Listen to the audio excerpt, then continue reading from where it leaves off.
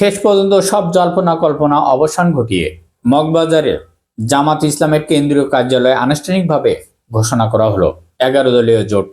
সংবাদ সম্মেলনের মাধ্যমে জানানো হলো এই জোট ঐক্যবদ্ধভাবে আগামী জাতীয় নির্বাচন পরিচালনা করবে এবং সেখানে আসন বন্টন নিয়ে একটি তালিকা প্রকাশ করা হয়। কিন্তু এখানে শেষ নয়।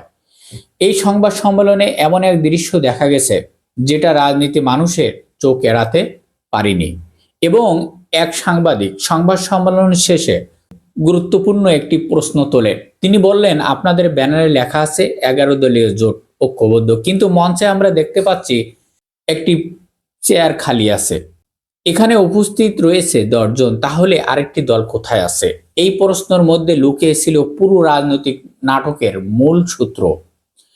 সাংবাদিকরা ইঙ্গিত করেই বললেন, এই খালি চেয়ারটি কি চরমনায় পীর সাহেব ইসলামী আন্দোলনের আমিরে মুফতি রিজাউল করিমের জন্য? কেন চরমনায় অনুপস্থিত? এখানে অনেক গভীরে যাওয়া দরকার।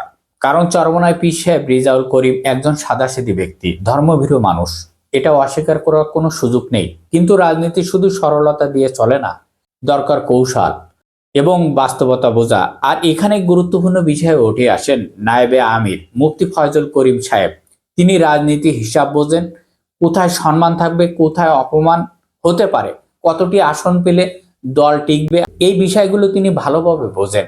ভিতরে বইটা কি হয়েছিল, জামাত এবং শরিক দলগুলোর সঙ্গে আলোচনা চরমনায়ের পক্ষ থেকে কিছু প্রস্তাব দেন। প্রথমে বলা হয় একটি আসনে চরমনায়ের জন্য ছেড়ে দিতে হবে, সেখানে জোটের জন্য অন্য কোনো প্রার্থী দিতে পারবে না, এটা সবাই মেনে নিল।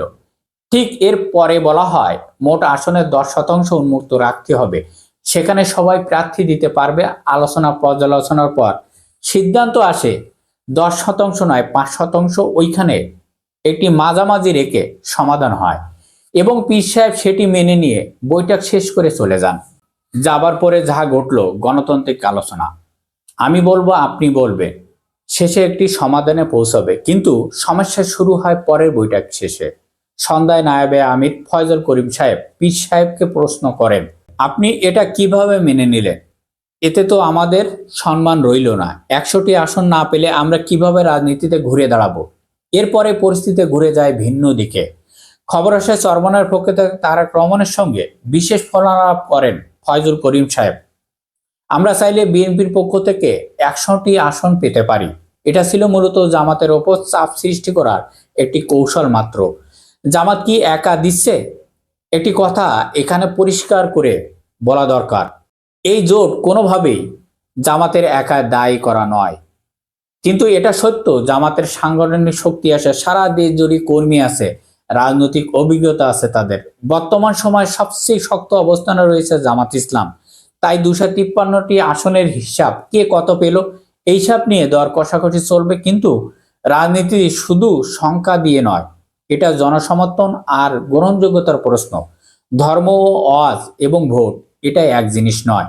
তাই এখানে একটি কথা পরিষ্কারভাবে বলতে হয়, ওয়াজ শুনতে যাওয়া এক জিনিস, মুরিদ হওয়া আরেক জিনিস, আর রাষ্ট্র পরিচালনার দায়িত্ব নেওয়া সম্পূর্ণ ভিন্ন বিষয়। বাংলাদেশের মানুষ ধর্মপ্রাণ, কিন্তু তারা আন্তর্জাতিক সম্পর্ক সবকিছু হিসাব করেই ভোট দেয়। সর্বোপরি কথা হলো, মগবাজারের সেই খালি চেয়ার রয়ে গেছে।